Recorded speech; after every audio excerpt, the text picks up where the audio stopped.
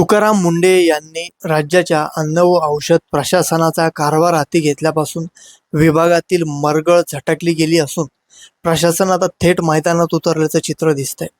गेल्या काही दिवसात भेसळ माफिया आणि गुटखा माफिया यांच्यावर धडक कारवाया करत सर्जिकल स्ट्राईक करणाऱ्या एफडीएने आता बनावट औषधांचा काळा बाजार करणाऱ्या माफियांना लक्ष्य केलंय. नागपूर विभागातील अधिकाऱ्यांनी केलेल्या मोठ्या कारवाईमुळे महाराष्ट्रासह अनेक राज्यात खळबळ उडालेली आहे. नागरिकांच्या आरोग्याशी थेट खेळ करणाऱ्या बनावट आणि भेसळयुक्त औषधांच्या आंतरराज्यीय रॅकेटचा मोठा पर्दाफाश एफडीएने केलाय. या कारवाईत नागपूर, मध्य प्रदेश, उत्तर प्रदेश आणि पंजाबपर्यंत पसरलेली मोठी साखळी समोर आली. या प्रकरणात अनेक औषध विक्रेते, वितरक आणि उत्पादक कंपन्यांचा सहभाग उघडकीस आला असून संबंधितांविरोधात गुन्हे दाखल करण्यात आले आहेत. पहिल्या प्रकरणात नागपूर विभागात प्रसिद्ध औषध कंपनीच्या नावाने बनावट कायमोरल फोर्ट गोळ्या बाजारात विकल्या जात होत्या अशी माहिती एफडीएला मिळाली होती. त्यानंतर अधिकाऱ्यांनी तपास सुरू करत नागपूरमधील अनेक घाऊक आणि किरकोळ औषध विक्रेत्यांकडून नमुने गोळा करून मुंबईतील प्रयोगशाळेत तपासणीसाठी पाठवले. तपासणीमध्ये या औषधामध्ये असणारे महत्त्वाचे एन्झाईम घटक ट्रिप्सिन आणि कायमोट्रिप्सिन यांची कार्यक्षमता निर्धारित मानांपेक्षा अत्यंत कमी असल्याचे समोर आले. पुढील तपासात संबंधित उत्पादक कंपनीने ही औषधे त्यांच्या कारखान्यास तयारच झाली नसून ती पूर्णपणे बनावट असल्याचं स्पष्ट केलं.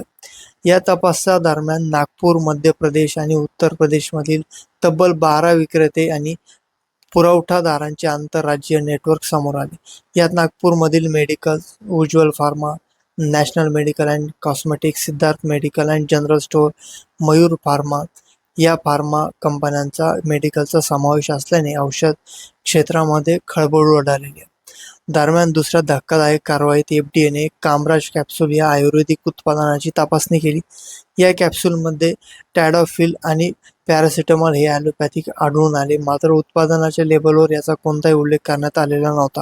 विशेष म्हणजे टॅडॉफिल म्हणजे कामोत्तेजक औषध असून डॉक्टरांच्या सल्ल्याशिवाय त्याचे सेवन केल्यास गंभीर दुष्परिणाम होऊ शकतात.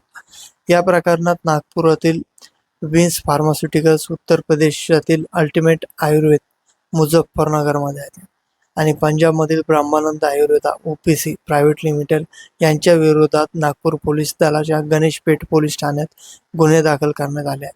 तुकाराम मुंढे यांच्या नेतृत्वात एफडीएने सुरू केलेल्या या धडक कारवाईमुळे आता बनावट औषधांचा काळा बाजार करणाऱ्या माफियांचे धाबे दणाणले असून पुढील काही दिवसात आणखी मोठे खुलासे होण्याची शक्यता केली जात आहे. मंडळी, एकंदरीत तुम्हाला तुकाराम मुंढे यांच्या कार्यपद्धतीबद्दल काय वाटतं कमेंट बॉक्समध्ये सांगा. चॅनलला सबस्क्राईब करून तुमचं सहकार्य ठेवा. मी मंगेश हुसेन. धन्यवाद.